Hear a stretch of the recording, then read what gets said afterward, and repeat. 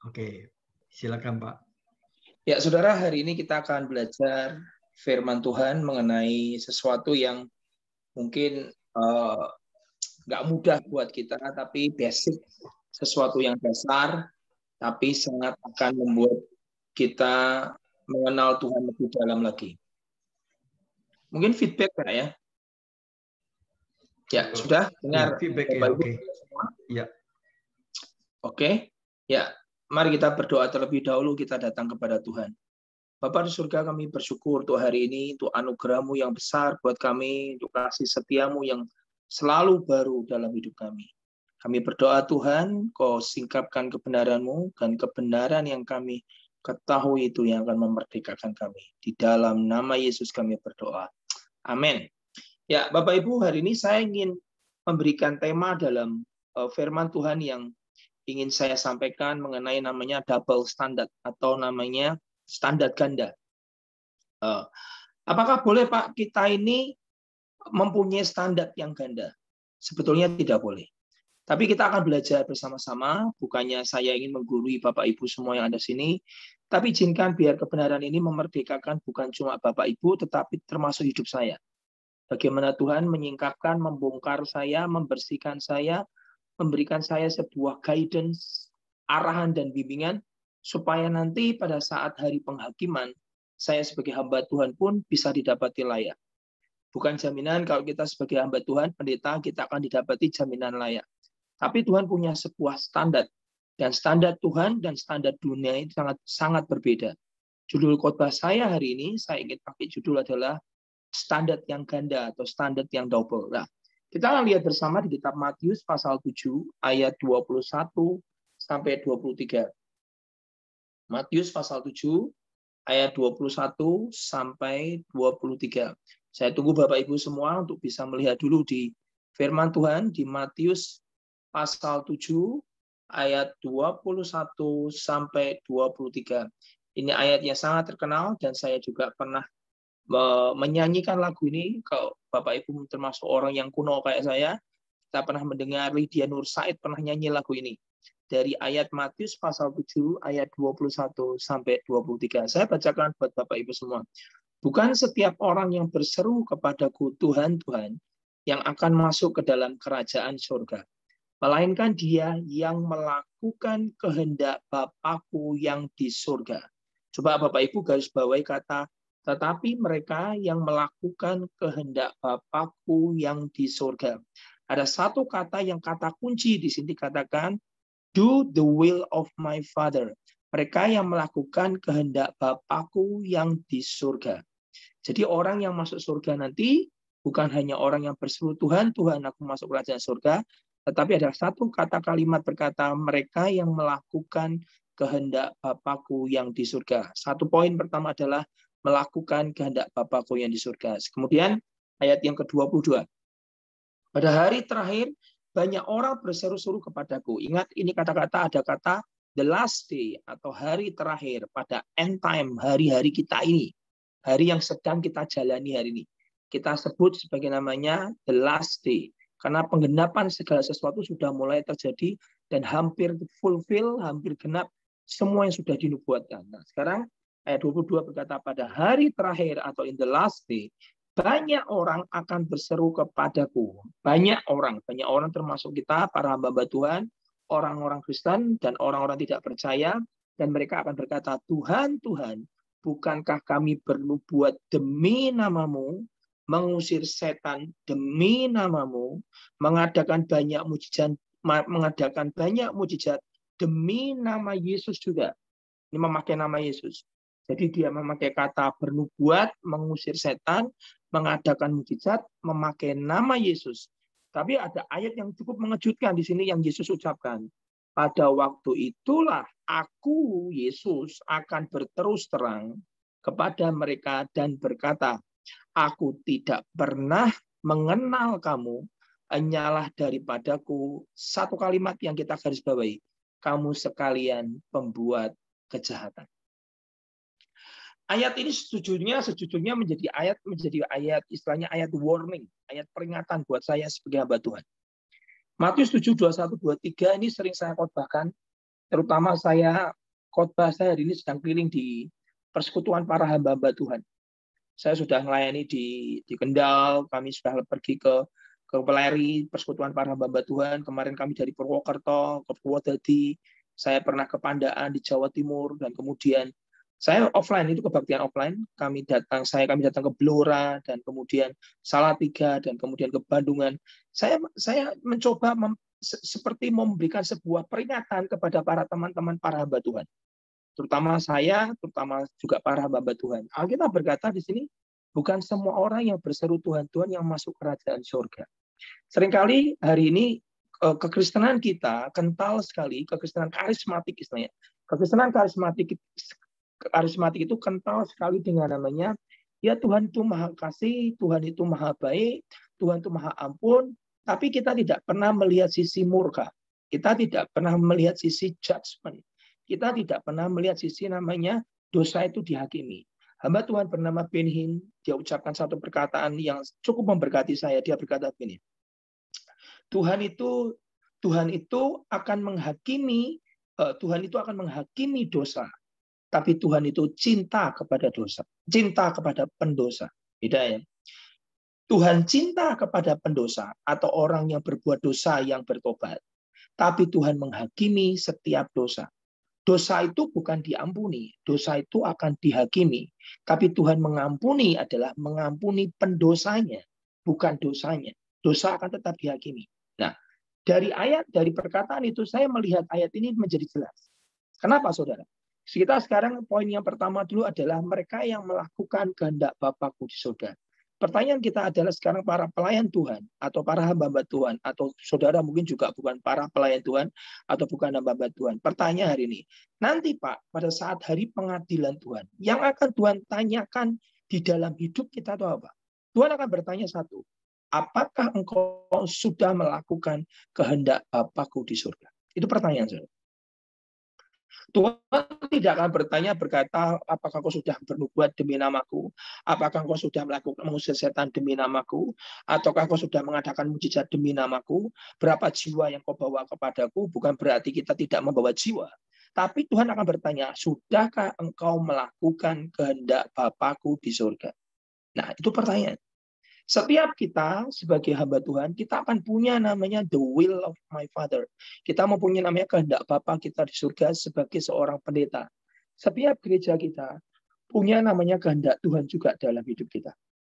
Setiap kehendak Bapa dalam gereja kita itu berbeda. Tidak ada yang sama. Makanya sebagai seorang hamba Tuhan, tidak boleh kita ini iri kepada hamba Tuhan yang lain, iri kepada gereja yang lain, iri kepada pelayan Tuhan yang lain, iri kepada orang yang lain. Karena setiap kita punya kehendak Bapa di surga dalam hidup kita, gereja kita, organisasi kita, itu masing-masing berbeda. Kita ini unik, kita ini sangat-sangat tidak sama, tapi kita punya namanya kehendak Bapa kita di surga yang harus kita selesaikan. Pak, buktinya apa? Yohanes 4 berkata, makananku adalah, Yesus berkata apa? Makananku adalah melakukan kehendak Bapakku dan menyelesaikan pekerjaannya. Yesus pun saat ada di muka bumi ini, dia hanya melakukan kehendak Bapa di surga. Dia tidak melakukan lebih dari kehendak Bapa di surga. Buktinya apa? Buktinya pada saat Yesus didatangi oleh perempuan Sirofenisia yang adalah bangsa Yunani. Perempuan ini berkata kepada Yesus, Tuhan, biarkan sembuhkan anakku yang kerasukan setan di rumah. Apa jawaban Yesus? Aku hanya diutus kepada domba-domba yang hilang dari umatku di Israel. Yesus 3,5 tahun pada saat beliau pelayanan, Tuhan Yesus melayani, dia hanya datang kepada umatnya, yaitu umat Yahudi. Kepada domba-dombanya yang hilang di Israel. Makanya begitu ada orang Yunani datang kepada dia, Yesus berkata, aku hanya diutus kepada domba yang hilang. Dia punya border, dia punya batasan. Bahwa dia hanya menyentuh kepada orang-orang umat Yahudi. Di luar nanti Yahudi mereka bisa menerima mujizat karena iman mereka, karena percaya mereka. Tapi Yesus 3,5 tahun di muka bumi itu hanya diutus kepada domba-domba Israel.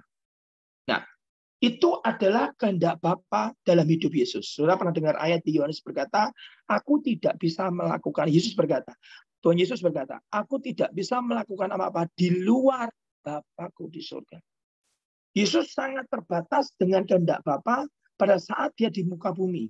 Dia harus sampai ke salib. Itu kehendak Bapa. Dia harus mati di salib.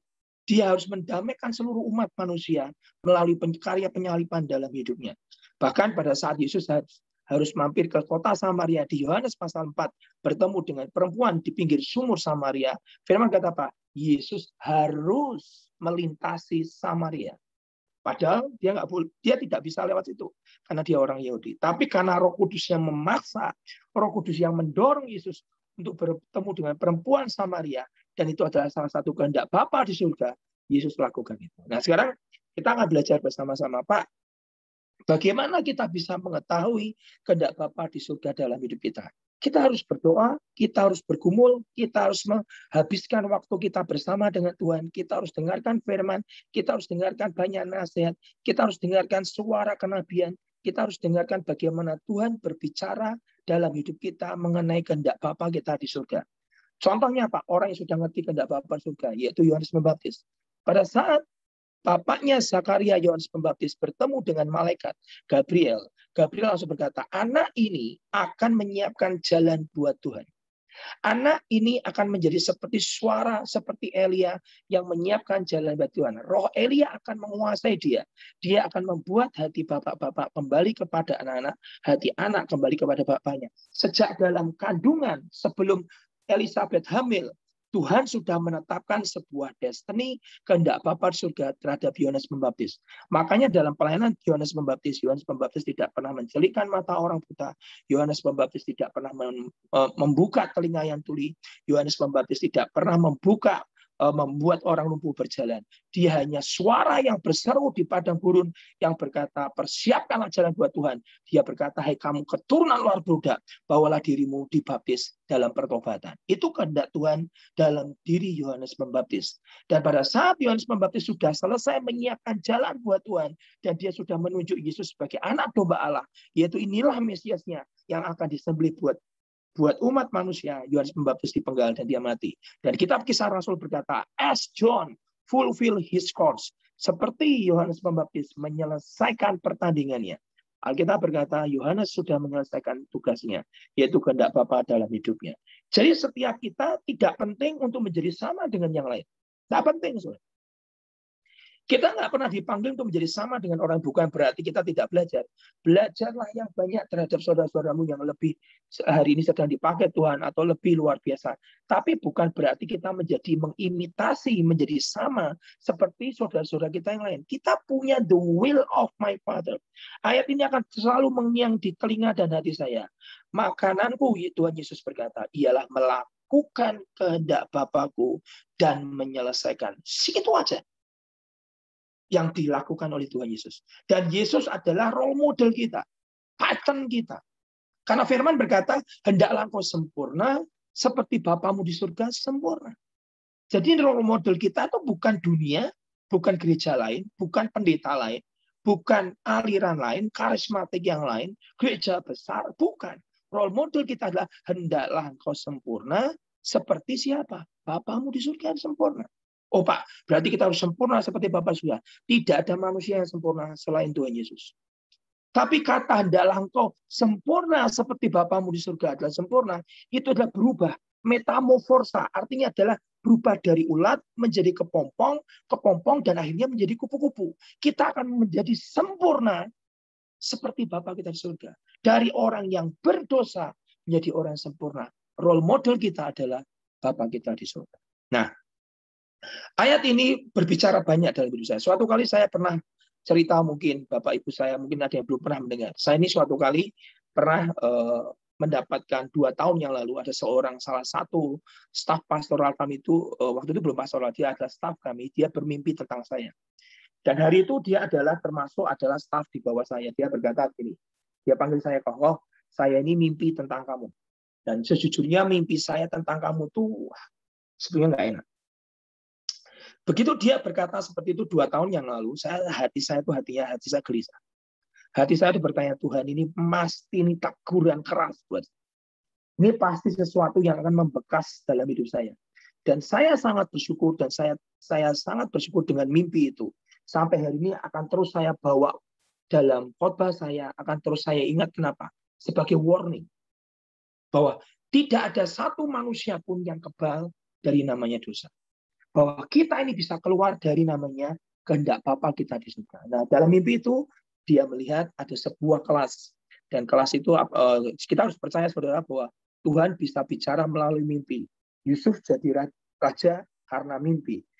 Yusuf, papahnya Tuhan Yesus, membawa Yesus keluar dari Bethlehem ke Mesir karena mimpi. Jadi Tuhan bisa bicara melalui mimpi. Di kitab Ayub, Alkitab berkata dia berbicara melalui mimpi. Nah, saudara, hari itu teman saya ini dia bermimpi bahwa ada satu kelas, yaitu kelas para pemimpin. Dan di situ dia melihat semua para pemimpin, hamba-hamba Tuhan, orang yang dipakai Tuhan di dalam kelas. Yang luar biasa adalah di dalam kelas itu, dalam mimpi ini, ada Tuhan Yesus yang sedang mengajar. Dan ada almarhum Petrus Agung yang ada di situ. Dan tiba-tiba pada saat itu, Tuhan Yesus berkata kepada semua murid-murid, berkata, kalian semua menghadap saya ke depan untuk memberikan sebuah laporan tentang apa yang sudah kamu lakukan selama kamu melayani Tuhan di muka bumi. Nah, pada saat ada perkataan seperti itu, nama satu persatu mulai dipanggil. Nama A, pendeta B dipanggil, dan itu adalah yang di dalam mimpi itu teman saya melihat semua wajah-wajah mereka. Dipanggil satu-satu, dan akhirnya mereka memberikan sebuah laporan kepada Tuhan. Tapi kemudian ada nama terakhir yang dipanggil adalah sekarang menjadi gembala saya, yaitu Pak Victor Purnomo. Dia dipanggil Victor maju ke depan, dan beliau datang ke depan, dia berikan laporan kepada Tuhan Yesus. Dan kemudian nama terakhir yang dipanggil adalah nama saya. Ini saya mulai shock. Saya dipanggil nama saya pendeta Hengki Kusworo, enggak panggil pendeta lah.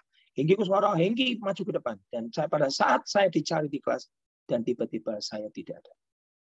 Kemudian dicari lagi, Hengki dipanggil yang kedua kali, saya tidak ada di dalam kelas. Yang memanggil Tuhan Yesus. Dipanggil untuk yang ketiga kali, Hengki ada di situ. Dan saya tidak ada di situ. Begitu saya mendengar cerita mimpi ini, saya berkata, Tuhan. Orang Jawa bilang, blais kowe. Apa yang sedang saya lakukan kok saya tidak ada di mana Tuhan berada. Hari itu saya tidak ada di dalam kelas. Dan kemudian Tuhan Yesus berkata kepada almarhum Petrus Agung, berkata begini, oke, saya mau tinggalkan kelas ini. Kemudian almarhum berkata begini, ya Tuhan nanti biar Hengki yang ngurusin saya. Karena saya stafnya beliau dulu. Berkata, saya akan ngurusin dia. Tuhan tenang, saya akan cari dia. Saya tahu dia bisa, tapi ini nggak tahu dia di mana. Dan kemudian tiba-tiba Tuhan Yesus sudah meninggalkan kelas. Dan akhirnya saya datang dengan terkopoh-kopoh di dalam kelas, tapi kelas yang sudah bubar. Dan pada saat saya datang masuk ke dalam kelas dan keadaan terkopoh-kopoh, saya didapati memakai pakaian yang kotor, lusuh, dan compang-camping. Saudara bayangkan, kalau itu saudara bagaimana? Saya tidak memakai pakaian yang proper, saya tidak memakai pakaian yang bersih, saya tidak memakai pakaian pesta. Seperti di kitab Zakaria, imam besar Yosua itu dihakimi oleh setan karena dia tidak memakai pakaian yang proper, pakaian yang layak untuk menghadap raja. Dan akhirnya dia diberi jubah, pakaian yang baru, dan imam besar Yosua di kitab Zakaria, dia tidak lagi dituntut oleh setan. Tapi hari itu dalam mimpi itu saya memakai pakaian yang tidak proper. 2 tahun yang lalu mimpi itu terjadi. Dan saya bertanya, Tuhan, salahnya apa? Dan dalam mimpi itu kemudian saya dipanggil oleh almarhum dan berkata, kenapa kamu tidak datang di kelas? Saya tidak bisa jawab, kenapa kamu memakai pakaian seperti ini? Bukankah ini kelas para leader, kelas ujian, dan kamu memakai pakaian seperti ini? Oke, tadi Tuhan Yesus sudah berkata kepada saya, kamu masih diberi waktu dan kamu bisa, saya tahu bisa. Dan saya sudah berkata, Tuhan, aku jamin anak buahku ini bisa. Dia akan bisa menyelesaikan, tapi saya akan urusin dia. Kemudian almarhum berkata pada saya, kamu harus mengulang, kamu harus ujian lagi, dan kamu pasti bisa. Dan mimpi itu selesai. Begitu saya mendengar mimpi itu, saya tidak langsung tertawa. Saya nangis. Saya sebagai hamba Tuhan, saya berkata, Tuhan, aku tidak sedang dalam kehendak Bapa yang sempurna. Karena orang yang masuk kerajaan surga adalah mereka yang melakukan kehendak Bapa pun di surga. Kenapa kok saya bisa tahu? Karena di dalam kelas itu, pada saat Tuhan Yesus ada, saya tidak ada. Kita ini saudara harus berada di mana Tuhan berada. Kalau sampai kita sebagai para pelayan Tuhan, Kita sudah melayani puluhan tahun. Saya sudah melayani begitu lama ikut Tuhan. Saya sudah dari SMA kelas 2. Saya sudah 28 tahun. Saya melayani Tuhan. Dan saya berkata, Tuhan, saya sangat-sangat menyesal. Karena saya tidak didapati pada saat Kau berada. Nah, sekarang pertanyaannya adalah, kuncinya di mana? Kesalahan saya di mana? Saya ambil doa puasa. Saya berdoa, saya langsung merendahkan diri. Saya berkata kepada Tuhan, Tuhan ampuni saya. Ampuni saya. Saya selama 3 hari saya berdoa dan puasa, saya hanya menangis dan berkata, Tuhan ampuni saya. Biarkan saya didapati melakukan kehendak Bapakku di surga. Biar saya didapati berkenan di hadapan Bapakku yang di surga. Kemudian, saudara, di ayat yang ke-22 berkata, hari terakhir orang berkata, aku bernubuat demi namamu, mengusir setan demi namamu, mengadakan mujizat demi namamu. Dan pada waktu Yesus berkata, aku berterus terang, aku tidak kenal kamu, hai pembuat kejahatan. Saudara, 2 tahun yang lalu saya sedang keliling Indonesia. Saya sedang buat KKR besar-besaran dengan teman yang mimpi tentang saya itu. Dan jumlahnya itu ribuan, dan banyak orang sekali mengalami kesembuhan. Saya masih ingat KKR yang paling berkesan adalah di Putu Sibau. Itu saya melihat 1 orang poluan yang sembuh dari kanker otak. Langsung di depan mata sembuh total. Tuhan menyembuhkan dia luar biasa. Yang kedua, saya melihat dia bawa temannya juga poluan, dia sakit kanker payudara. Dia sudah habiskan uangnya banyak di kota Kucing. Dia jual ladangnya untuk membersihkan kanker di payudaranya dan tidak pernah bersih dan selalu muncul benjolan.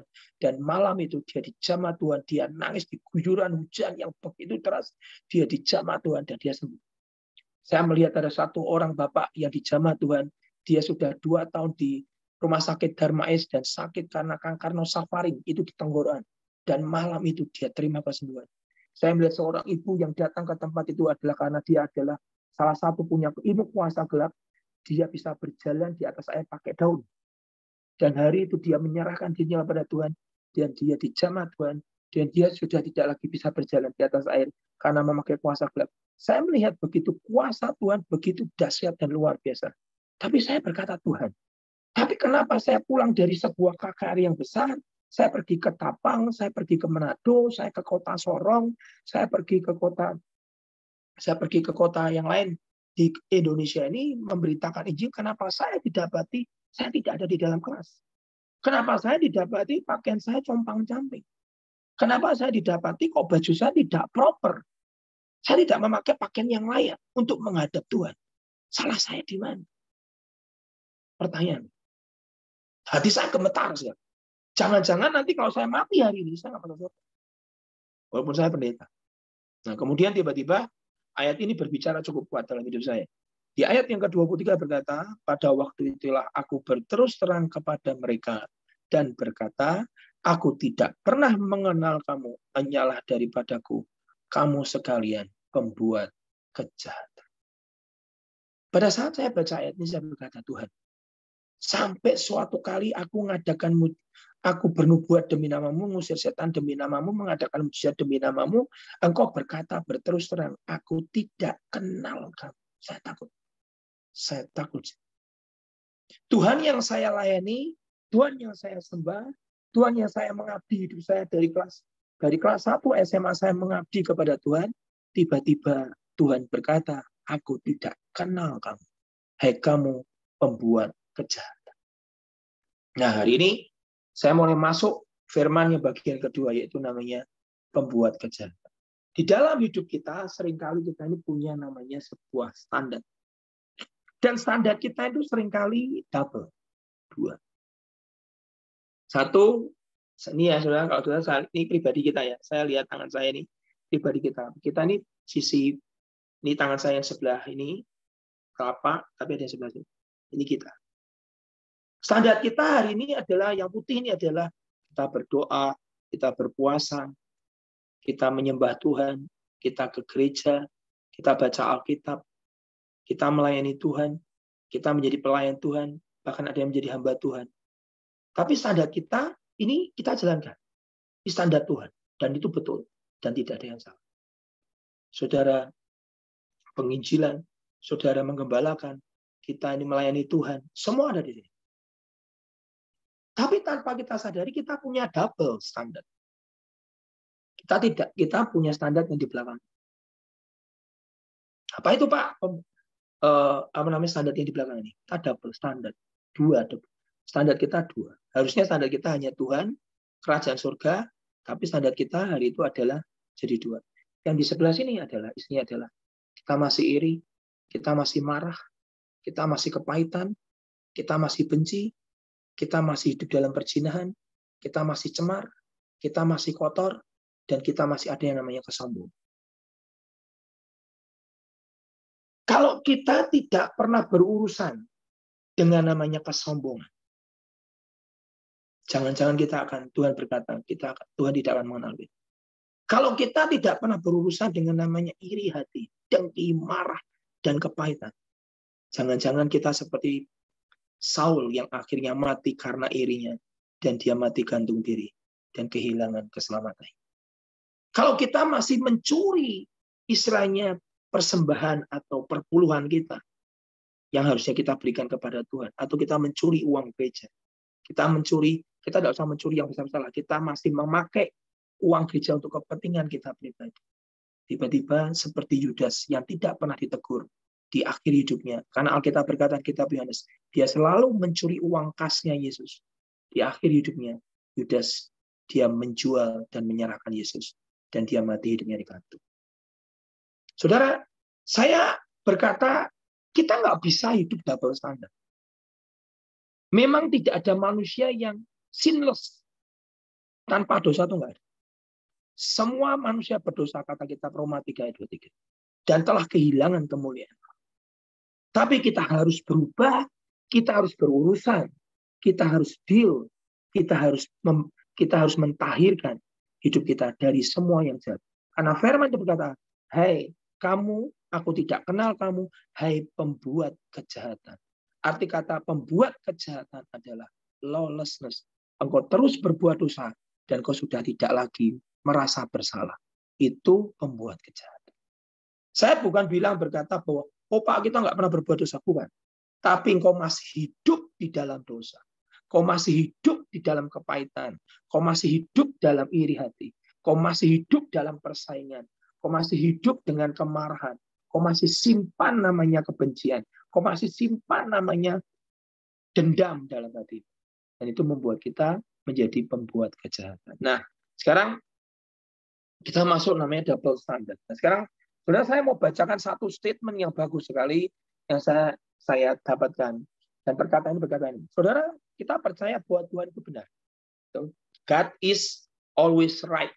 Tuhan itu selalu benar. Tidak ada yang salah. Tuhan itu tidak ada yang salah. Kalau Tuhan ada salahnya, namanya bukan Tuhan. Betul ya? God is always right. Dia selalu benar. Kemudian, dan kita ini selalu kalau di depan Tuhan, selalu yang salah. Betul? Tidak mungkin Tuhan salah atau nggak mungkin. Betul kan ya? Kalau kita mau membenarkan diri di hadapan Tuhan, kalau kita bertemu muka dengan Tuhan, kalau kita berdeal dengan Tuhan, selalu kita yang salah. Kemudian, yang kita pikir anggap sebagai kebenaran akan menjadi salah. Yang kita pikir sebagai kebenaran akan menjadi salah kalau Tuhan suatu kali berkata, yang kau anggap kebenaran adalah salah. Begitu Tuhan berkata, salah nak, itu berarti salah. Dan selama kita yang anggap sebagai kebenaran, persepsi kita atau anggapan kita tentang kebenaran itu adalah sebuah deception atau anggapan sebagai sebuah penipuan. Kalau Tuhan berkata salah. Saya kasih contoh. Maksudnya gimana sih, Pak? Satu kali ada seorang hamba Tuhan, dia itu bukan hamba Tuhan, dia seorang pilot. Dia jalan dengan Tuhan, luar biasa. Beliau juga masih hidup sampai hari ini. Tiba-tiba karena dia berjalan dengan Tuhan, dia kenal pribadinya Tuhan, dia walk with God, dia berjalan dengan Tuhan. Tiba-tiba suatu kali Tuhan ngomong sama dia berkata begini, karena hotel yang sering kali kamu pakai untuk menginap itu benar atau miring. Terus pilot ini berkata begini, Tuhan, aku ini 2 tahun tinggal di hotel ini, tidak ada yang salah dengan hotel ini. Hotel ini adalah tegak, bagus, indah, tidak miring, tidak goyang, tidak apa-apa, tidak pernah aku lihat hotel ini sangat nice, sangat bagus, bintang 5, dan saya selalu tidur di sini, dan sudah 2 tahun saya tidur di hotel ini. Sebagai pilot, saya sering tidur di hotel itu. Terus Tuhan ngomong sekali lagi, ngomong lagi sama hamba Tuhan ini. Pilot ini berkata, hotel ini right, menurutmu right atau enggak? Benar atau tidak? Kemudian dia berkata, benar. Enggak miring. Oke? Nanti kalau kamu masuk ke dalam hotel, ambil gelas, isi air, taruh di ujung sebelah pojok di sana.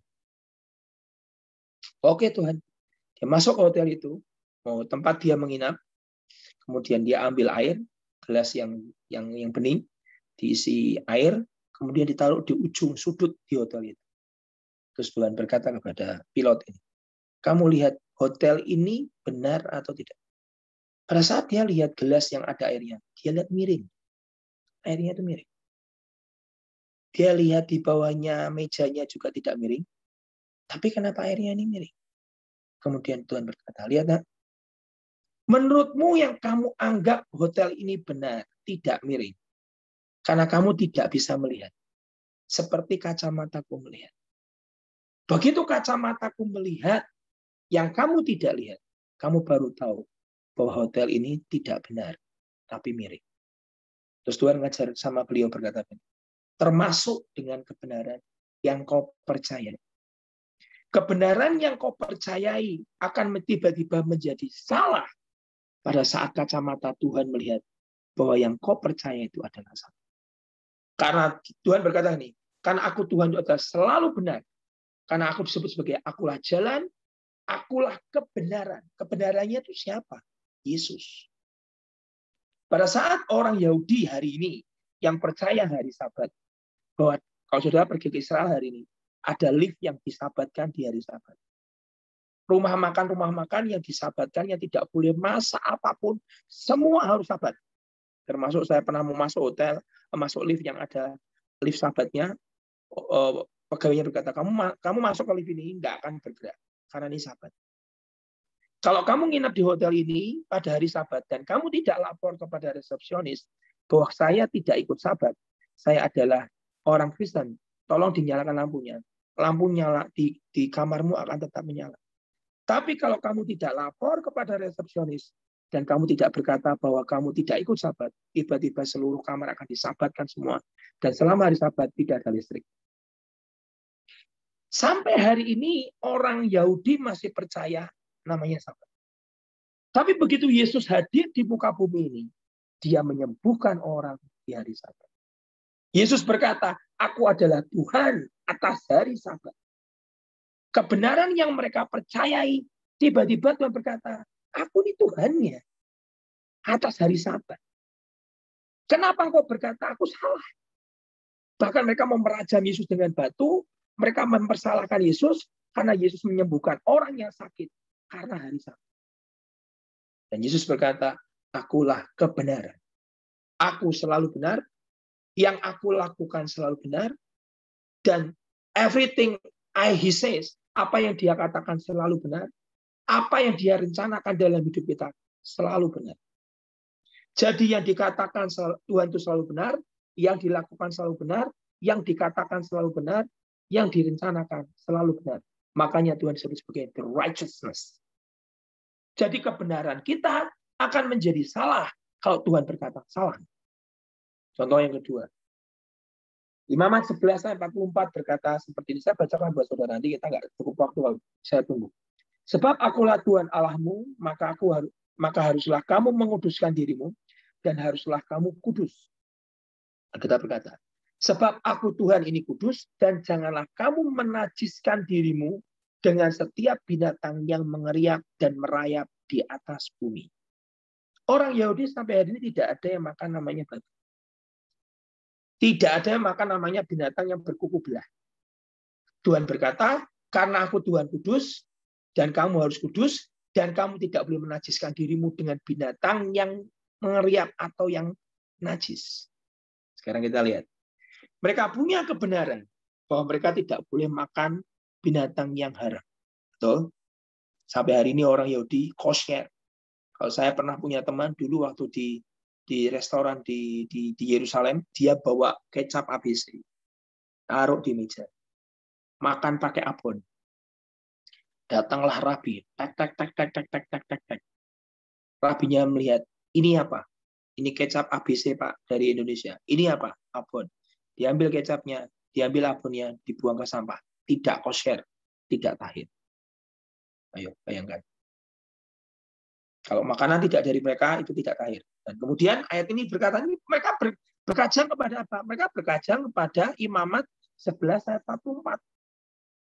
Tapi tiba-tiba Kisah Rasul pasal 10 ayat yang ke-14 berkata apa, Pak?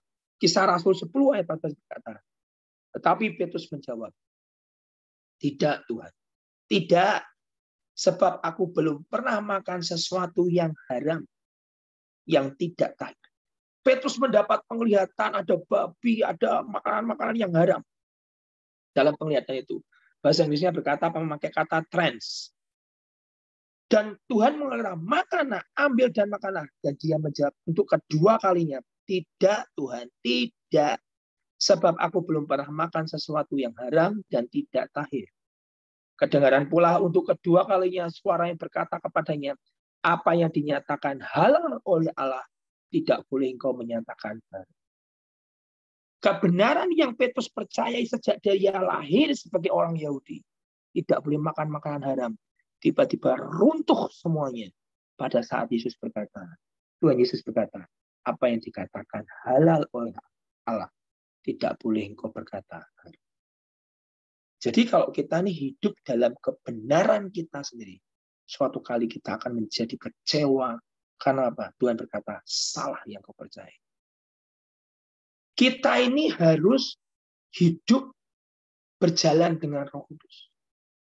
Kalau kita apa? Pokoknya begini, kebenarannya ya begini. Tiba-tiba kebenaran yang kau percayai itu akan menjadi salah. Pada saat Tuhan datang dan memakai kacamata Tuhan, dan Tuhan berkata, salah. Oke. Nah sekarang bagaimana Pak kita ini bisa hidup dalam kebenaran? Ya kita harus memakai kacamata kebenaran. Salah satu tolok ukur kebenaran adalah firman Tuhan. Firman Tuhan itu adalah cermin, kata kitab Yakobus. Dia bisa membersihkan hidup kita. Nah sekarang saya ingin berbicara tentang namanya double standard. Nah, saudara, sekarang bagaimana kita ini bisa hidup menurut kehendak Bapa kita di surga, dan kita tidak hidup dalam double standard. Saya mau cerita dulu salah seorang misionari dari Amerika yang pernah diutus Tuhan. Tuhan berkata kepada misionari ini dari Amerika untuk pergi ke Tibet selama 14 tahun apa 16 tahun. Dia datang dengan sangat berdedikasi sekali, misionari Amerika ini. Dia bawa istrinya dan dia bawa 3 atau 4 anaknya. Dan yang luar biasa pada saat dia masuk ke Tibet, tidak ada satupun yang bertobat. Selama berapa lama, Pak? Selama 16 tahun. Bahkan pada saat dia datang pertama kali ke Tibet, istrinya kena serangan malaria dan istrinya meninggal. Anaknya yang kedua kena penyakit lagi malaria dan meninggal. Anaknya yang ketiga kena malaria dan meninggal. Dan akhirnya anaknya yang ketiga atau keempat berkata, Papa, misi kita ini gagal. Ayo kita pulang ke Amerika. Bahkan badan misi di Amerika berkata, sudah kamu pulang, istrimu sudah meninggal, kedua anakmu sudah meninggal, misimu gagal, kamu tidak bisa memenangkan satu jiwa pun di Tibet selama 16 tahun. Tapi tiba-tiba misioner ini menjawab satu perkataan yang cukup kuat. Dan menurut saya ini harus dipegang untuk para hamba Tuhan. Beliau berkata begini, kalian boleh menganggap aku ini gagal. Karena tidak ada jiwa yang bisa kita lihat pakai kasat mata yang berdebat dalam jumlah ribuan. Tapi gagal menurut kacamata siapa? Saya datang ke Tibet karena saya sedang melakukan kehendak Bapakku di surga. Tuhan mengutus aku ke Tibet untuk menjadi misionari, menyampaikan kabar baik kepada orang Tibet. Walaupun hari ini aku belum lihat hasil, tapi aku sedang melakukan kehendak Bapakku yang di surga. Dan dia ucapkan satu kata, I stay focus. Aku akan tetap fokus kepada kehendak Bapakku surga. Aku akan selesaikan sampai pada waktunya, yaitu 16 tahun. Aku akan selesaikan untuk melakukan kehendak Bapakku surga. Dan benar, anaknya akhirnya dipulangkan ke Amerika dulu karena sekolah di Amerika yang terakhir. Kemudian misionari tetap dia bekerja di Tibet sampai 16 tahun kemudian. Dan beliau hanya memenangkan satu kepala desa, hanya satu orang yang dia menangkan. Dan setelah dia selesai 16 tahun, Tuhan berkata selesai, dia pulang ke Amerika. Badan misi berkata kamu gagal. Kamu hanya menangkan satu. Semua orang berkata gagal. Ya, kacamata manusia dunia selalu berkata begitu. Kalau jumlahnya tidak besar, uangnya tidak banyak, mereka selalu berkata gagal. Dan sekarang apa yang terjadi? Kemudian setelah itu, dia berkata, saya tidak gagal. Karena saya hanya melakukan kehendak Bapakku di surga. Bukan orang yang berseru kepadaku Tuhan yang masuk kerajaan surga, melainkan mereka yang melakukan kehendak Bapakku yang di surga. Aku hanya melakukan kehendak Bapakku di surga. Kalau Bapak Ibu diberikan domba jumlahnya 100, pelihara yang 100. Jangan iri yang 1000. Kalau Bapak Ibu hari ini punya domba yang cuma 50, atau yang punya 20, atau yang punya 30 jiwa. Dan Tuhan Bapa surga berkata, pelihara domba-dombaku nak. Jangan biarkan mereka kaliran, jangan biarkan mereka ini tersesat. Sebagai gembala, pelihara mereka. Engkau tidak pernah dipanggil untuk menjadi lebih baik dari pendeta lain. Gerejamu tidak dipanggil untuk menjadi lebih besar dari gereja lain. Gerejamu tidak dipanggil untuk menjadi gereja yang punya alat musik uang yang begitu banyak. Tidak. Gerejamu adalah dipanggil seperti ini. Kau harus ke gunung, kau harus menginjil, bertemu dengan satu orang demi orang. Yang penting adalah melakukan kehendak Bapakku yang di surga. Itu intinya. Dan kemudian pendeta ini akhirnya balik ke Tibet. Setelah 1 tahun dia off, dia di Amerika, dia kembali ke Tibet. Dia mau cek, dia mau lihat hasil pelayanannya di Tibet. Dan kemudian pada saat dia kembali ke Tibet, dia pergi ke desa, di kepala desa yang dia menangkan, satu orang yang dia menangkan. Dan tiba-tiba dia shock. Dia lihat satu desa seluruhnya terima Tuhan Yesus. Dia bertanya, apa yang kamu lakukan? Setelah Bapak memenangkan saya sebagai pengikut Kristus, sejak hari Bapak pulang ke Amerika, saya masuk ke desa saya, satu demi satu, rumah demi rumah aku datangi, dan aku menyampaikan kabar baik. Dan benih yang Bapak pernah tabur di desa kami, hari ini berbuah. Alkitab berkata, Paulus menyiram, Apolos menanam, tapi yang memberikan pertumbuhan adalah Tuhan. Jangan pernah lihat hasil, karena hasil itu menipu. Bilangan angka itu menipu. Hasil itu milik Tuhan. Hari itu di depan manusia, hasilnya 0. Cuma 1. Tapi di depan Bapa surga, well done. Kau sudah melakukan kehendak Bapakku di surga. Masuklah dalam perjamuan Tuhan. Itu yang pertama. Maka yang kedua sekarang. Bapak Ibu, sekarang saya ingin bahas sesuatu yang mungkin menggelitik dan tidak enak buat kita. Tapi saya ingin supaya kita ngerti. Saudara, double standard itu apa? Jadi yang saya katakan, yang pertama adalah kehendak Bapa surga, yang kedua adalah hai kamu pembuat kejahatan. Kita lihat contoh yang pertama adalah Simson. Lahir sebagai nasir, pilihan Tuhan.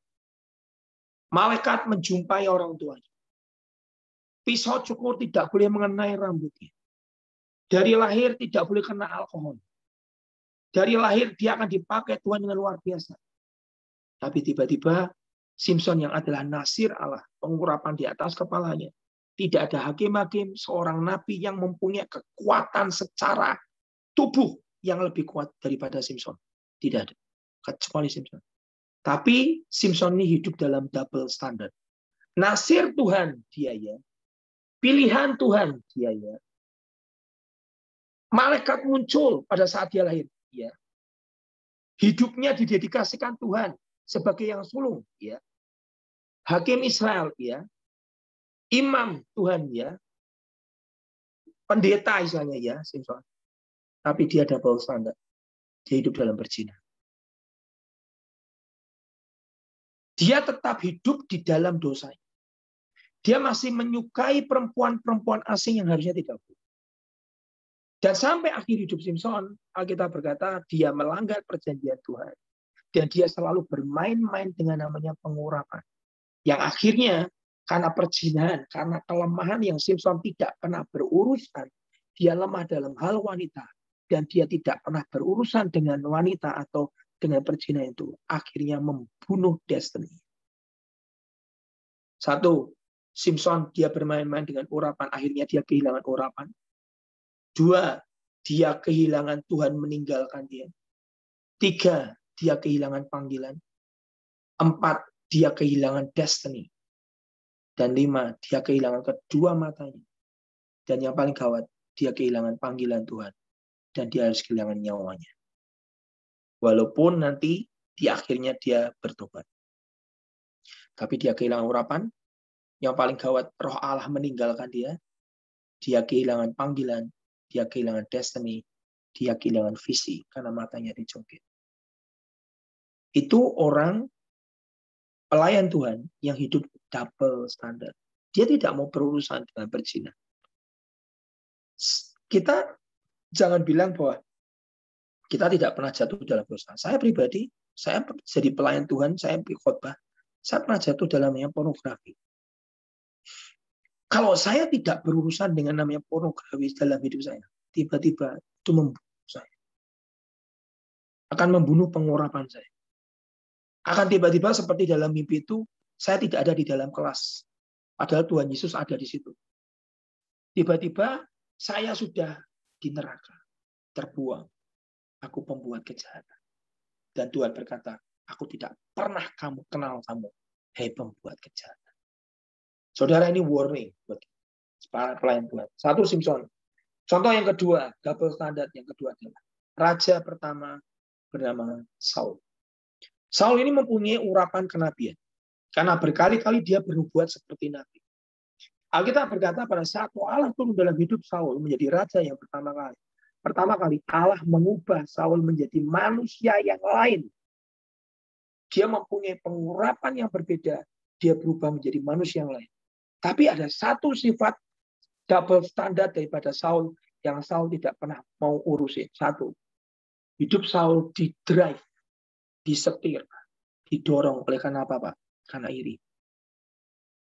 Ini mematikan, saudara. Bukan cuma perzinahan yang mematikan. Iri itu mematikan. So, mungkin saudara berkata, Pak, orang yang nggak pernah iri itu siapa? Semua orang pernah iri. Tapi pertanyaannya adalah, kita ini berurusan nggak dengan iri kita? Atau kita hidup dalam iri kita? Dua, Saul itu hidupnya berkompetisi. Hari ini banyak hamba Tuhan, jemaatmu berapa? Kamu menangkan berapa jiwa? Loh, siapa suruh bertanya? Pertanyaan manusia nggak penting. Saudara, saya pernah hidup di gereja yang jemaatnya 20.000. Saya pernah ikut Pak Petrus Agung, jemaat kami 20.000. Tanah kami 19 hektar. Kami punya rumah sakit. Kami punya sekolah. Kami punya dapur umum. Kami punya klinik. Kami punya semuanya yang dimiliki sebagai pelayan Tuhan. Tapi apakah membuat hidup saya bisa berkenan? Pertanyaannya, apakah kita dipanggil harus seperti itu? Saya tidak bilang yang lama itu salah. Tapi itu bukan tolok ukur barometer kita sebagai pelayan Tuhan. Kalau gerejanya besar, berarti saya berkenan. Jemaatnya puluhan ribu, saya berkenan. Tanah saya banyak, hidup saya prosper, hidup saya makmur, itu berkenan. Kacamata siapa? Ya kan? Kita kan yang penting kan kacamata Tuhan. Nggak penting kacamata manusia.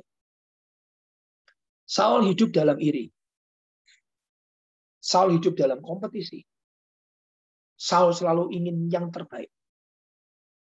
Dia tidak mau menjadi yang second best, tidak mau. Dia maunya yang the best. Saul hidupnya gila hormat.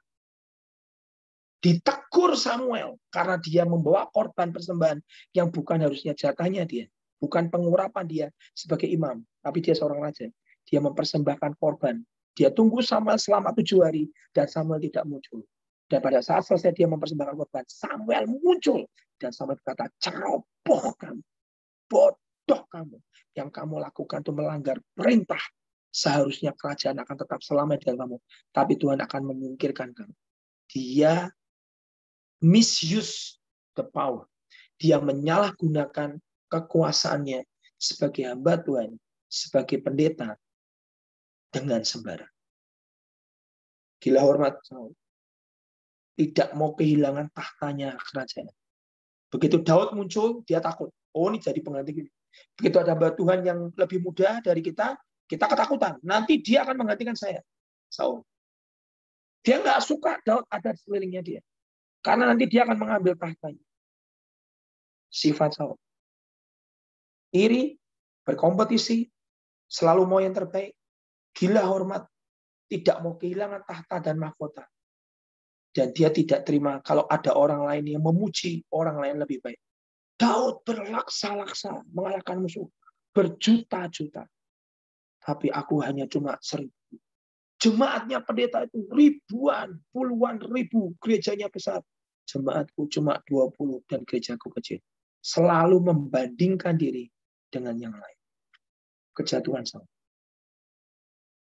Saya masih ingat almarhum Petrus Agung berkata kepada saya berkali-kali pada saat saya masih muda. Berkata begini, kamu tidak pernah dipanggil untuk menjadi lebih baik daripada orang lain.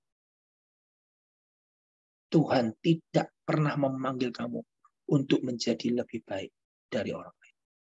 Setiap kita punya panggilan masing-masing.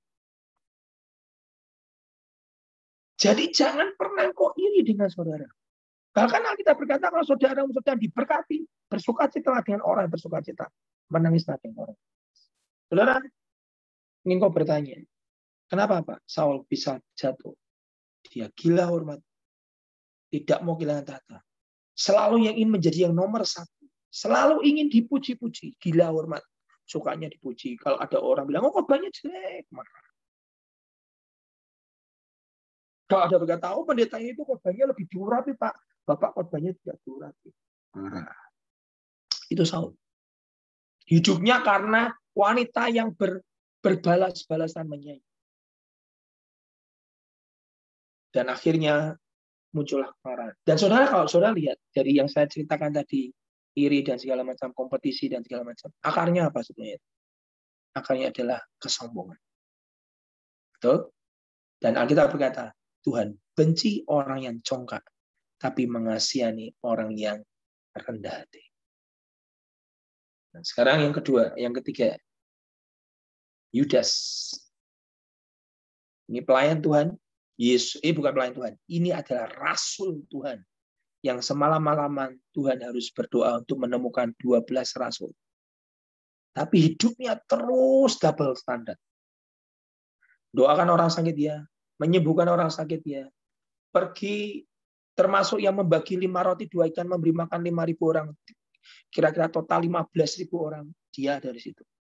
Melihat Yesus berjalan di atas air. Melihat Yesus menyembuhkan orang buta. Melihat Yesus yang telinganya tuli. Dia melalui itu.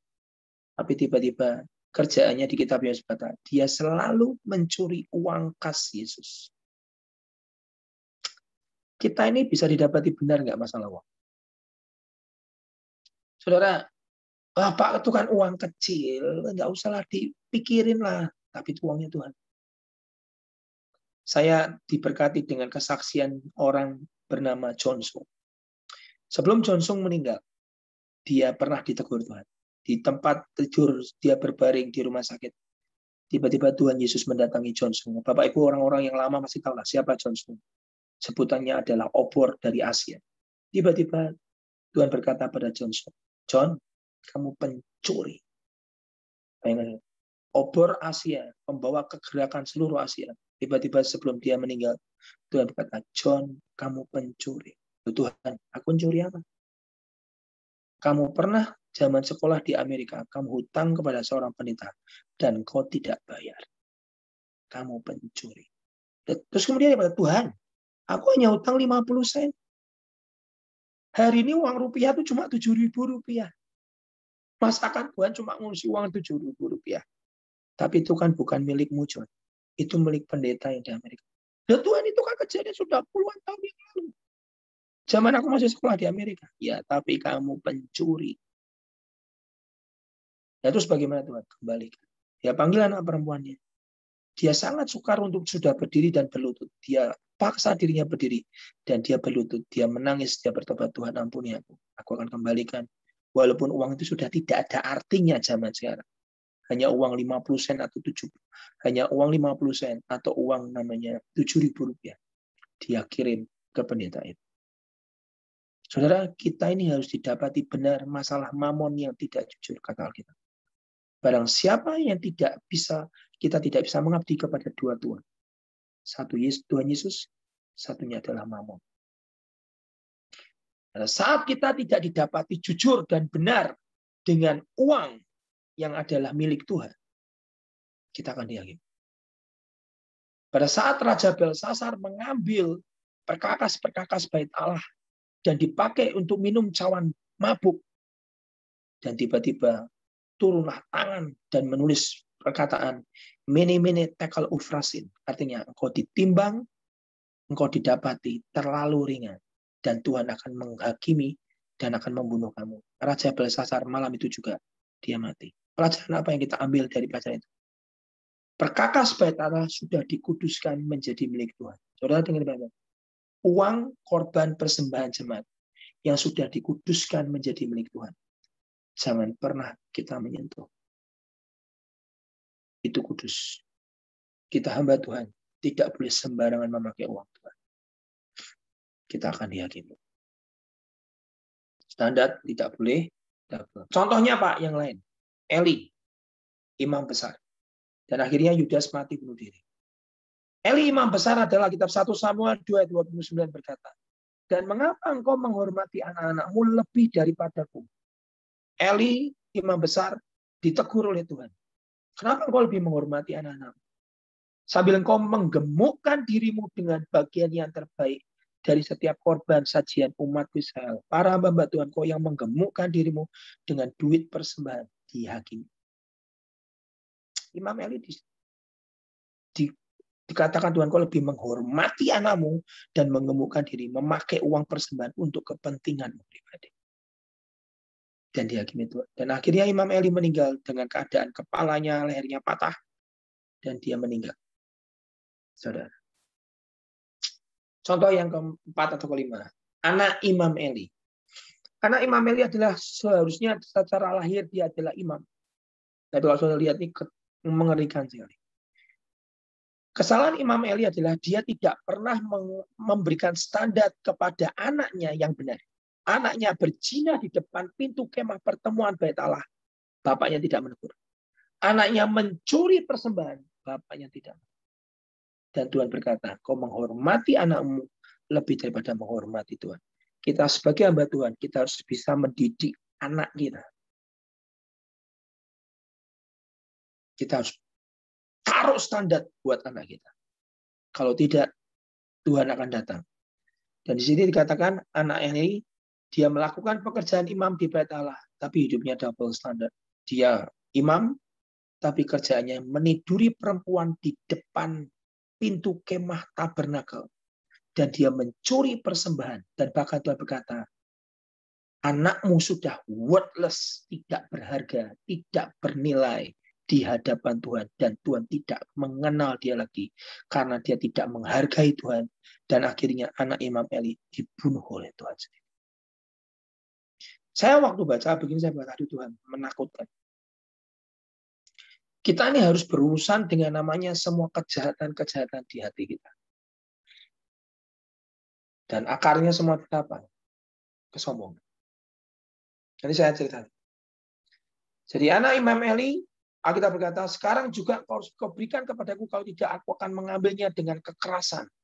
Jadi anak Imam Eli memakai kuasanya sebagai anak imam, mengambil persembahan yang terbaik. Dia ambil dengan paksa. Dia menuduri para pelayan-pelayan Tuhan. Dan hari itu dia dihakimi oleh Tuhan. Kemudian yang keempat atau kelima adalah Bileam, Nabi Tuhan. Nabi ini adalah Nabi mempunyai kuasa dalam perkataannya. Tapi dia selalu menyalahgunakan perkataannya dengan sembarangan. Kitab Yudas pasal 1 ayat 11 berkata, oleh sebab upah menceburkan diri ke dalam kesesatan Bileam. Sesatnya Bileam di mana, Pak? Dia nabi, tapi dia cinta dengan namanya persembahan atau upah. Dan akhirnya dia dibunuh Tuhan karena dia syarat dengan upah. Bapak Ibu tahu ceritanya lah tentang Bileam. Kenapa Tuhan sangat marah kepada Bileam? Akhirnya Bileam yang menasihati orang Midian untuk bisa memasukkan kutuk ke dalam orang Israel. Dengan cara apa?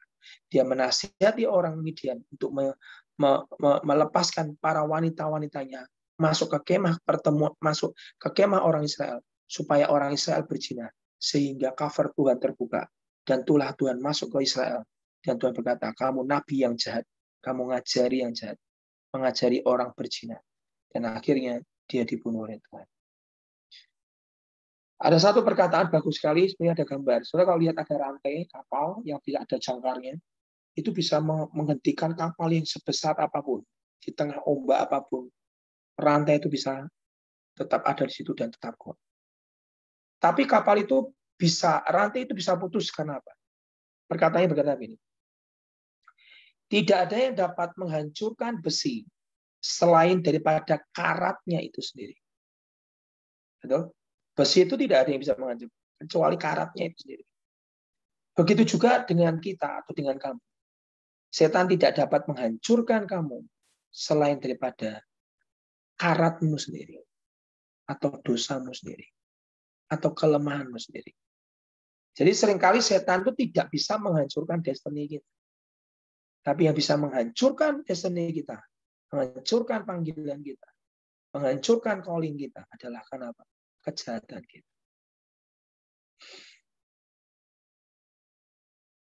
Ada dua cerita yang menarik sekali berkata tentang lebah dan lalat. Mengapa lebah cepat menemukan bunga? Lebah itu mempunyai sifat dia cepat menemukan. Lalat cepat menemukan kotoran. Betul ya? Kalau lebah cepat menemukan bunga, lalat cepat menemukan kotoran. Lebah tidak tertarik kepada kotoran. Nggak ada lebah itu di pupnya anjing, pupnya manusia itu lebah tidak ada. Dia selalu ada di sekitar bunga. Lebah tidak tertarik kepada kotoran. Sebaliknya, lalat tidak tertarik kepada yang harum dan yang indah dari bunga. Jadi kita bisa nilai, kita ini lebah atau lalat. Alhasil, lebah kaya akan madu, lalat kaya akan kuman penyakit. Mengapa sebagian orang lebih senang dengan yang jahat, yang kotor? Karena dia lalat. Tapi ada orang yang selalu ingin yang harum, yang bunga, yang manis didengar, yang sedap didengar, yang disebut kebajikan, yang patut dipuji. Dia lebah. Orang yang jahat tidak tertarik kepada hal-hal yang baik. Sedangkan orang yang baik tidak tertarik kepada hal-hal yang jahat. Tentukan dari ini. Saudara mau seperti yang mana? Kalau kita ingin seperti lebah, kita akan mencari yang harum, yang manis dengar, tidak suka gosip, tidak suka membeberkan yang berita yang kotor di media massa, kejatuhan hamba Tuhan, bukan untuk diekspos, bukan untuk dipermalukan, itu lalat. Karena lebah hanya suka yang manis didengar, yang sedap didengar, yang disebut patut sebagai kebajikan, yang patut dipuji. Pikirkanlah semua itu, kata kita.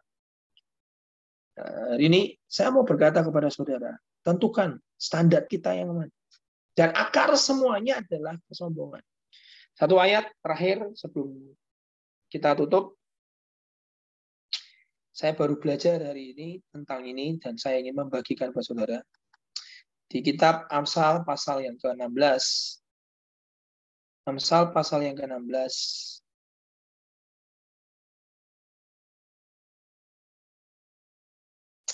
Amsal 16 ayat 18.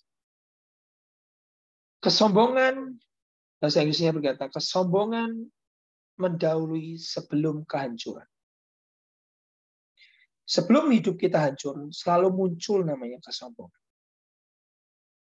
Haughty spirit before a fall, atau tinggi hati mendahului sebelum kejatuhan. Sebelum orang jatuh, selalu diawali dengan namanya apa? Tinggi hati. Sebelum orang hancur, selalu diawali dengan namanya kecongkakan mendahului kehancuran. Tinggi hati mendahului kejatuhan. Saudara, dalam waktu sekitar 25 tahun ada seorang hamba Tuhan mempelajari tentang jenderal Tuhan, tentang hamba Tuhan yang diurapi, yang dipakai Tuhan. Dan kemudian sebagian besar para hamba Tuhan selama 25 tahun dari tahun 80 ya. 20 tahun dia dari tahun 70 hamba Tuhan yang dipakai, yang diurapi. Dipelajari selama 25 tahun. Didapati kejatuhannya satu adalah tentang namanya seksual imoralitas. Yang kedua adalah mengenai uang. Yang ketiga adalah mengenai tahta atau jabatan.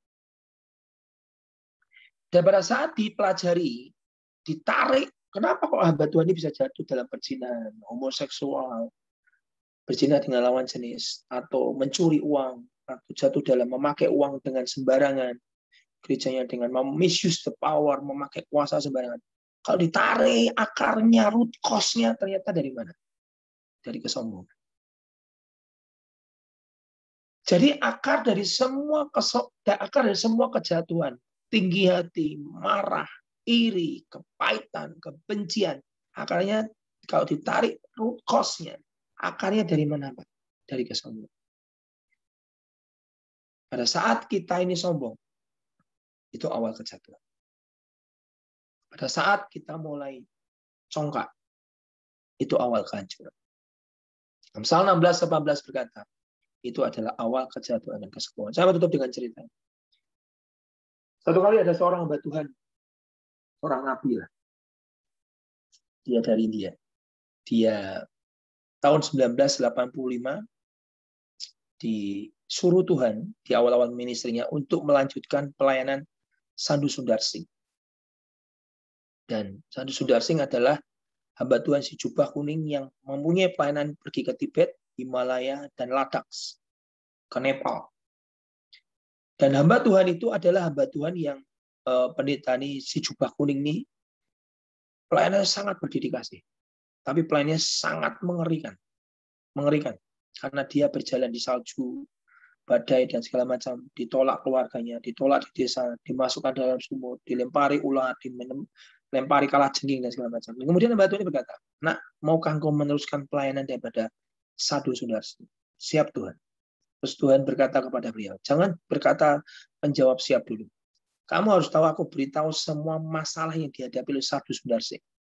Dia dibuang, dia dibalik kakinya ke atas, ke bawah, dimasukkan sumur, dilempari ular, kalajengking, dilempari batu, didatangi leopard, datangi singa, datangi beruang, berjalan di tengah salju, kena badai, kedinginan, kelaparan, tidak bisa minum." Itu adalah perjalanan hidupnya. Maukah engkau meneruskan perjalanan beliau? Dan hamba Tuhan ini berkata, "Siap Tuhan, saya mau teruskan." Oke, kamu mulai pelayanan ke Tibet, Himalaya, Nepal, dan ya Tibet, Himalaya, dan Nepal. Itulah pelayanan beliau. Lanjutkan.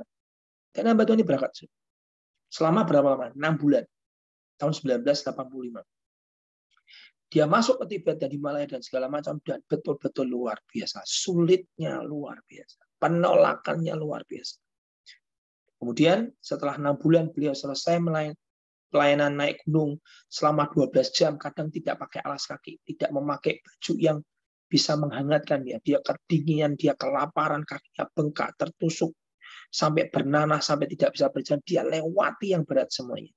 Satu kali selesai 6 bulan, dia pulang ke kamarnya dan dia berkata, Tuhan, I have done this. Aku sudah menyelesaikan semua ini. Dan dia bahagia sekali. Dan dia berkata, terima kasih Tuhan. Aku bisa meneruskan pelayanan dari hambamu bernama Sadhu Sundar Singh. Setelah itu, tiba-tiba ada seorang mentor hamba Tuhan ini dari India yang juga cukup berjalan dengan Tuhan luar biasa, kirim surat. Pada saat dikirim surat, kemudian dalam surat itu berkata ini, dia panggil hamba Tuhan ini bernama Sadhu. Sadhu, aku membaca sesuatu, Tuhan berikan pesan buat kamu. Wah, sudah muncul kesombongan di hati. Dan kemudian hamba Tuhan Sadhu ini berkata ini, Tuhan, aku ini sombongnya di mana? Aku tidak melakukan, ya berkata, tapi aku ini menghormati hamba Tuhan ini karena buah hidupnya luar biasa. Fruit is speak louder. Buah itu berbicara lebih kuat dibandingkan perkataan. Aku lihat buah hidup hamba Tuhan yang menegur saya ini luar biasa. Jadi aku akan terima tegurannya. Beliau berkata dalam suratnya bahwa ada kesombongan mulai muncul di hatiku. Tapi aku tidak tahu sombongmu di mana. Terus akhirnya dia bicara ke Tuhan, dia berdoa, dan Tuhan berkata, ambil puasa 40 hari. Dan tidak boleh kamu pelayanan sama sekali. Aku akan tunjukkan kesombonganmu di mana. Begitu dia masuk puasa 40 hari, hari ketiga, tiba-tiba ada 3 pendeta datang ke rumahnya. Dan 3 pendeta berkata begini, kami mau pergi ke desa A di daerah Gunung Himalaya, salju. Dan kami mau buat penginjilan besar. Tapi kami tidak akan berangkat, 3 pendeta ini, tanpa kamu ikut, Sadu. Dan kemudian Sadu berkata, tidak, saya sedang sabbatical, saya sedang sabat, saya tidak mau pergi kemana-mana, Tuhan suruh saya berdiam diri. Oh, tidak mau. Kami 3 pendeta tidak akan berangkat tanpa kamu berangkat bersama dengan kami. Oh, terserah. Kamu mau tidur di sini, mau dimanapun di sini, saya nggak peduli. Pokoknya saya nggak akan berangkat. Karena Tuhan bicara kepada saya harus berdiam diri untuk Tuhan tunjukkan kesombongan saya di mana. Dan saudara tahu, saya nggak tahu dengan orang India. Dia bisa bersikukuh, dia tidak mau keluar dari rumah itu selama 3 hari. Kami nggak akan berangkat sebelum kamu berjalan bersama kami. Kemudian akhirnya Sadu masuk ke kamarnya dan dia berdoa, Tuhan ini bagaimana? 3 hamba Tuhan ini kok maksa saya untuk pergi ke desa. Padahal Engkau mengutus saya untuk tidak boleh pergi kemana-mana, harus berdiam diri. Terus Tuhan bicara kepada hamba Tuhan ini berkata, nak, kamu pergi dengan dia, hanya ini saja. Setelah itu akan tunjukkan kepadamu di mana kesalahan. Dan akhirnya Sadu pergi, berangkat ke desa itu, dia menginjil, dan betul terjadi lawatan yang luar biasa, banyak orang yang disembuhkan, sekitar 500 jumlah penduduk daerah desa itu dilawat Tuhan luar biasa. Dan dalam perjalanan pulang, mereka sedang jalan melewati salju dan segala macam. Tiba-tiba Sadu bertanya kepada salah satu pendeta ini, berkata, kita ini sedang berada di ketinggian berapa? Dan pendeta ini berkata, oh Sadu, kita sedang berada di ketinggian 5.000 feet dari permukaan air laut. Oh, 5.000 feet. Terus kemudian dia ucapkan satu kata-kata ini.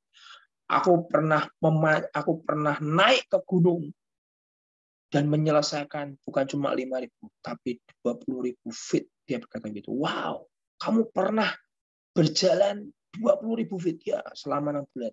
Tapi begitu hamba Tuhan Sadu ini mengucapkan kata, aku pernah memanjat gunung ini 20.000 feet. Hatinya mulai nggak enak. Langsung tiba-tiba, karena dia perjalanan pulang ke kotanya, dia butuh waktu 2 hari, 3 hari naik bus. Di perjalanan itu Tuhan mulai berurusan di hatinya. Berkata gini, kamu pernah naik ke gunung itu selama 6 bulan, dan kamu naiki selama 20.000 feet. Kemudian Tuhan ingatkan dia di perjalanan. Kamu berkata, I climb the mountain. Kamu berkata, kamu memanjat gunung itu. Kamu mendaki gunung itu 20.000 feet dengan kekuatanmu sendiri. Begitu, nak. Terus Tuhan ngomong sama hamba Tuhan yang berkata, pada saat kakimu bengkak dan mulai bernanah, kamu nangis di atas gunung itu. Tuhan, aku sudah tidak sanggup lagi mengangkat kakiku. Kakiku sakit sekali. Kamu tahu sendiri, aku Tuhan turun dan mengangkat kakimu step by step sampai ke puncak gunung. Siapa, nak, yang mengangkat kakimu? Engkau, Tuhan. Kemudian, apa yang terjadi? Pada saat kamu di atas ketinggian 20.000 feet atau 15.000 feet, kamu ketemu dengan 2 orang Denmark pendaki gunung. Dan badanmu menggigil kedinginan dan kau sakit demam yang sangat panas. Kau berkata, dan 2 pendaki berkata, kamu punya penyakit ketinggian. Yaitu penyakit yang hanya bisa sembuh kalau kamu turun ke bawah. Tapi perjalanan kamu turun ke bawah butuh waktu 3 hari. Di tengah perjalanan kalau kamu pulang pasti kamu mati. Jadi tolong tulis namamu, nomor teleponmu berapa. Nanti kami mau pergi, mau lihat-lihat gunung. Nanti kami pulang ke kemah kami. Aku temukan kamu masih sudah mati. Aku akan telepon keluargamu untuk ngambil mayat. Jadi tolong berikan namamu, nomor teleponmu, supaya aku bisa hubungi keluarga. Terus Tuhan berkata kepada Sadu ini, pada saat kau dinyatakan mati di atas ketinggian 20.000 kaki, dan kamu tidak bisa hidup. Itu penyakit hipotermia, penyakit gunung. Kedinginan sekali dan kau demam. Dan para pendaki berkata, kau pasti mati. Bukankah aku Tuhan datang dan menyembuhkan kau? Ya Tuhan, kau yang menyembuhkan aku. Pada saat kamu jatuh dari ketinggian tertentu hampir masuk jurang, yang nahan kamu tidak jatuh ke jurang, itu siapa? Engkau, Tuhan. Pada saat kamu kedinginan di badai salju yang begitu tebal, aku datang menyelimuti engkau dan kau tidak kedinginan. Siapa yang membuat hangat tubuhmu? Engkau, Tuhan. Dan kau berkata apa? Aku, Tuhan, yang mendaki gunung itu. Bukankah itu kesombongan? Langsung hamba Tuhan ini nangis. Dia berlutut, dia bertobat. Tuhan, bukan aku. Tapi engkau yang membuat aku bisa 6 bulan menyelesaikan Tibet, Nepal, dan Ladakh. Dan terus Tuhan berkata, lihat nak, semua akarnya dari mana? Kesombongan. Orang berzina karena apa? Kesombongan. Orang iri karena apa? Kesombongan. Dan itu adalah kesombongan yang tersembunyi, yang tidak kentara, yang tidak kelihatan. Kamu dengki karena apa? Sombong. Kamu marah karena apa? Sombong. Kamu pahit karena apa? Sombong. Dan firman berkata apa? Amsal 16 ayat 28. Sombongan mendahului kejatuhan. Kecongkakan mendahului kehancuran. Kalau kau tidak berurusan dengan namanya kesombongan di hatimu, itu akan membuat kita hancur dan kita jatuh.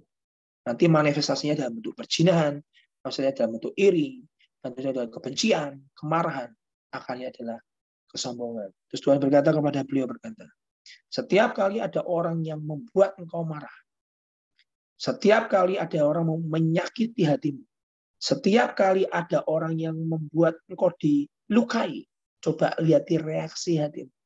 Kalau reaksi hatimu masih marah, reaksi hatimu masih culas, reaksi hatimu ingin membalas, reaksi hatimu masih marah, iri, pahit sekalipun, berarti di dalam dirimu masih ada kesombongan. Dan kamu harus berurusan dengan kesombongan. Kalau tidak, Matius 7 ayat 23 berkata, aku tidak kenal kamu, hai pembuat kejahatan. Jadi saudara, para pelayan Tuhan, tidak ada yang aman, termasuk yang ngomong. Saya ini orang paling sombong. Saya akui. Saya ini orang yang paling tidak terima, paling orang marah, paling nggak suka kalau tidak lihat sesuatu yang tidak benar. Tapi Tuhan selalu melihat attitude hati kita, sikap hati kita. Kalau sikap keluar karena sebuah kesombongan, di mata Tuhan kita bersama. Jadi, mari belajar ikut standarnya Tuhan dan bukan ikut standarnya dunia. Kalau standar Tuhan, Dia akan membersihkan hati kita dan menjauhkan kita dari semua kejahatan. Dan kita suatu kali datang kepada Tuhan di hari pengadilan berkata, sahabatku yang setia, masuklah dalam perjamuan Tuhanmu. Kau sudah melakukan kehendak Bapakku dan menyelesaikan pekerjaannya. Itu yang saya tunggu. Saya mau Tuhan bicara ke dalam hidup saya seperti itu.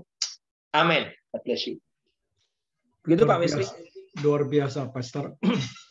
Untuk sharingnya, saya percaya kita sangat diberkati malam ini. Sebelum lebih lanjut, kita tanya jawab. Izinkan saya berikan Pak Hengki, ada yang bertanya, bagaimana membedakan standar Tuhan dengan standar manusia itu sendiri. Kadang-kadang tipis antara kebenaran hakikinya Tuhan dengan manusia. Yang kedua, seperti Tuhan yang memerintahkan untuk jaga hari Sabat.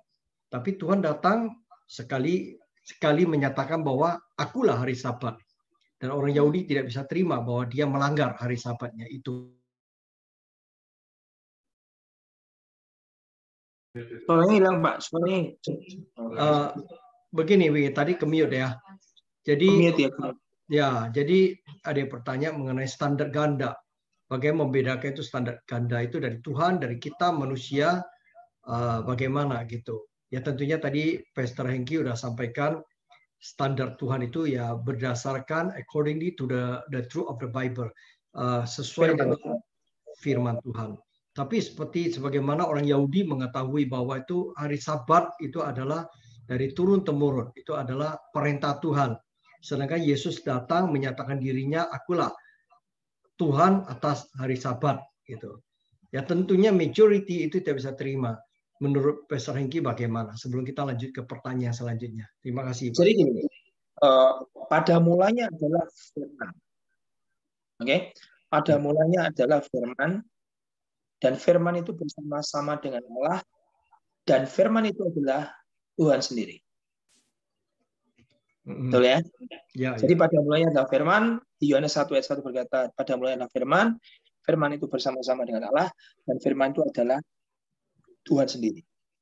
Jadi standar tolok ukur kita adalah firman. Oke. Tapi ada firman yang namanya spoken word. Tuhan itu bicara pribadi. Makanya pada saat peristiwa Petrus, di kitab Imamat berkata, jangan menajiskan dirimu dengan binatang yang haram. Terus Tuhan datang pribadi dalam hidup Petrus dan berkata, yang dinyatakan halal oleh Tuhan, tidak boleh kau nyatakan halal. Dan akhirnya Petrus pergi ke rumah Kornelius untuk pergi ke bangsa lain untuk menyampaikan kabar kebenaran. Jadi standar kita harus firman dan Tuhan berbicara pribadi ke hidup kita. Kalau Tuhan bicara pribadi, selalu tidak akan mungkin bertentangan dengan firman. Gitu Pak Wesley?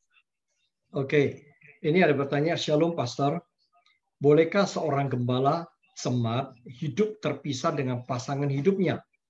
Dari pengurus wilayah tidak ada tindakan apapun, bagaimana menurut Pastor? Kalau saya begini,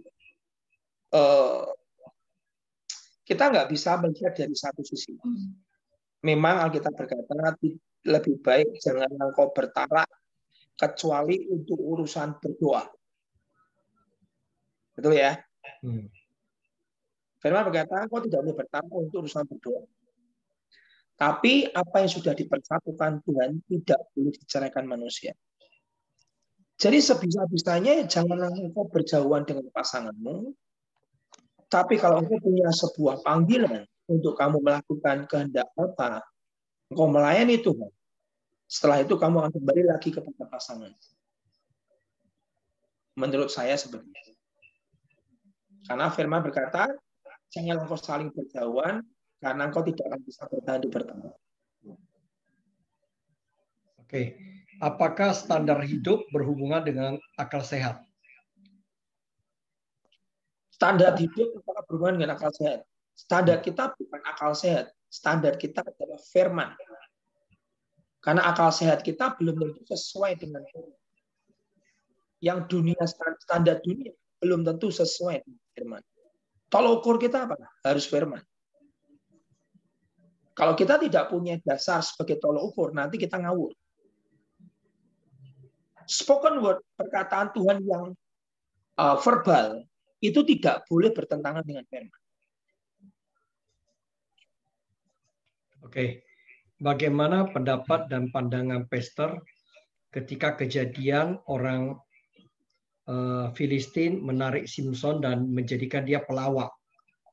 Dan menurut pendapat Pak Hengki, kenapa itu diizinkan dan itu kenapa terjadi demikian? Seperti yang saya katakan, Simson bermain-main dengan namanya pengurapan Tuhan. Simson bermain-main dengan namanya kelemahan. Hari ini banyak orang Kristen excuse berkata, ini kan kelemahanku. Aku lahirkan sudah dalam keadaan keluarga broken. Aku kan lahir dalam keadaan seperti itu. Dia selalu membenarkan diri dengan memakai istilah namanya kelemahan. Dia tidak pernah berkata bahwa ini adalah dosa yang harus diakui, yang harus kita bertobat di depan Tuhan. Kalau kita terus bermain-main dengan namanya kelemahan, nama Delila artinya adalah kelemahan. Dan akhirnya nanti Delila lah yang akhirnya menyerahkan Simson ke tangan Filistin. Kelemahan kita lah yang akhirnya memotong destiny-nya Simson. Kelemahannya lah yang akhirnya mencungkil matanya Simson. Kelemahannya lah yang akhirnya membuat Simson jadi pelawak. Kelemahannya lah yang akhirnya meninggalkan Simson. Jadi kita ini harus berurusan dengan namanya kelemahan kita. Tidak peduli sudah lahir dari manapun. Semua orang pasti punya kelemahan. Oke, Pastor, ini ada pertanyaan Yohanes 2 ayat 15-16. Jangan kamu mengasihi dunia. Langkah apa yang harus kita tempuh supaya kita jangan cinta dunia?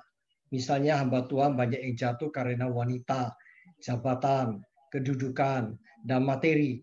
Gimana pendapat Bapak? Makasih, Tuhan Yesus memberkati. Tidak, suatu kali ada sebuah cerita bagus.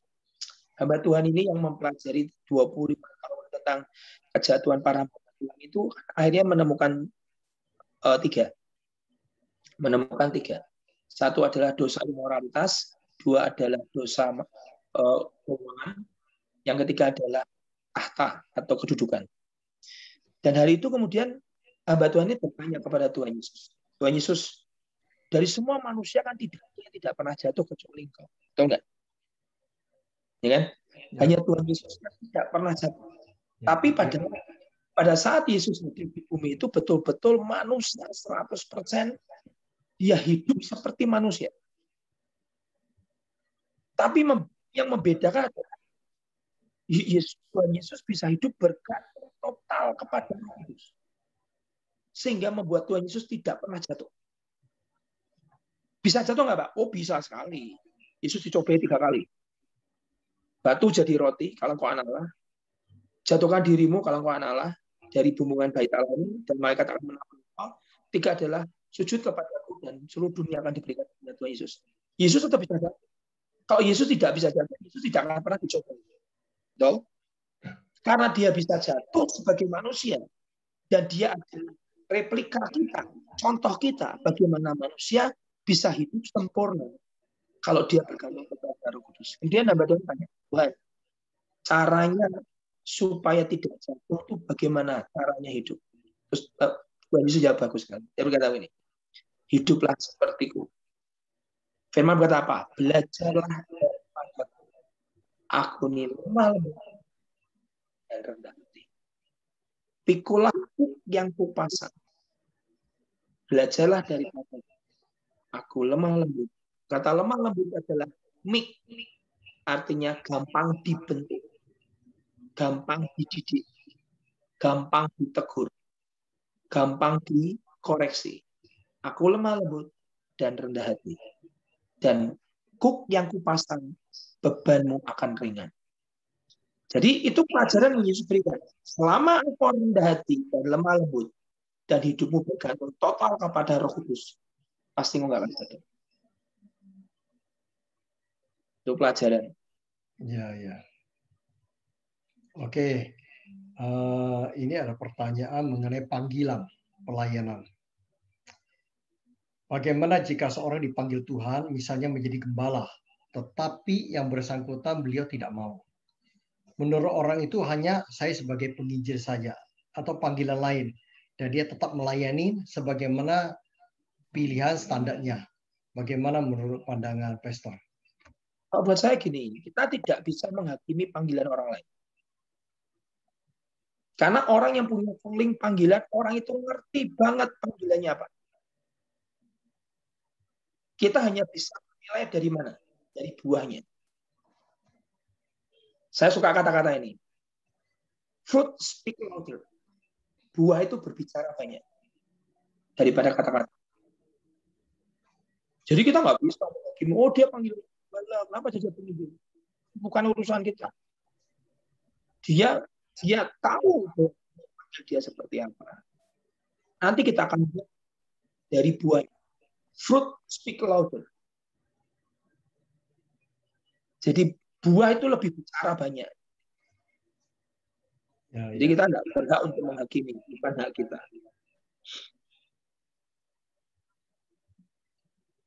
Kalau menurut Pastor, Nabi yang tadi telah jatuh dalam dosa, Imam Eli. Itu selamat atau tidak ya? Ketika dia selamat atau tidak? Kalau menurut saya enggak. Enggak ya. Karena Tuhan sudah berkata, engkau tidak menghargai aku. Jadi tegur, engkau tidak menghormati aku, dan engkau lebih menghormati anakmu daripada engkau menghormati aku. Jadi kalau saat kita membiarkan anak kita hidup dalam dosa, dan kita sebutkan, Tuhan tidak menegur, Tuhan bisa marah. Kau berarti menghargai anakmu lebih daripada menghargai. Tuhan ngomong, setelah itu dia jatuh, tulang lehernya patah, dan meninggal. Menurut saya bisa kehilangan keselamatan. Ya. Oke. Link absensi kasih. Oke, saya kira itu dulu. Kalau tidak ada pertanyaan, kita minta blessing dari Pak Hengki ya. Ini adalah terakhir ya. Terus kalau seorang gembala tidak bertumbuh jemaat sekian lama, jemaatnya tidak bertumbuh gitu ya. Apa perlu evaluasi soal panggilan atau belum waktunya ada pertumbuhan jemaat? Ya kayak tadi tuh Pak, pendeta itu hamba Tuhan ini diutus ke Tibet. Nggak ada buahnya nggak? 16 tahun, cuma 1. Apakah gagal? Makanya kita nggak bisa nilai. Makanya Tuhan ngomong, penghakiman itu bukan milikmu, penghakiman itu milik Tuhan. Ya. Kita nggak bisa nilai, oh cuma 20 kamu nggak bertumbuh. Oh, belum tentu. Kita nggak tahu. Kalau memang itu panggilannya dia harus ngurusi yang 20 itu. Contoh nih, Sadhu yang berkata, dia pergi ke Tibet, dia bisa berjalan 12 hari, ketemu cuma 1 orang biksu, monk, dan tidak bertobat. Selama 16 tahun berkata, Tuhan aku nggak lihat buah di selama hidup 16 tahun. Apakah gagal? Tidak. Yang penting adalah kita melakukan kehendak Bapa kita di surga. Hasil adalah milik Tuhan. Ingat omongan Pak Yusak. Jangan lihat hasil. Saya baru ngerti omongan itu sekarang. Jangan lihat hasil. Hasil itu milik Tuhan. Hasil standar manusia ya Pak ya. Ya. Nah, pandangan penilaian manusia. Sama dengan tadi yang diucapkan oleh Bu Mary. Kalau dalam sebuah kelompok doa dan kita tidak mengalami pertumbuhan rohani di situ, apakah bisa keluar dari kelompok itu atau hati kita yang nggak beres ya Pak? Ini sebaliknya. Jadi seseorang tidak bertumbuh rohaninya di sebuah komunitas, bahkan cenderung pahit di situ. Boleh nggak keluar gitu? Atau hatinya harus beres dulu secara pribadi? Nah, hatinya dulu. Kembalinya kan ke pride, kesombongan. Kesombongan yang terus dibereskan dulu. Oke, bagaimana seorang hamba Tuhan meninggalkan pelayanan di pedalaman karena kebutuhan dan tidak ada income, sedangkan anak-anak harus sekolah dan lain-lain. Kita nggak bisa menghakimi, Pak. Itu urusannya dia. Saya nggak mau. Betul sependapat. Sepakat itu. Urusan dia sama Tuhan ya. Bukan urusan kita.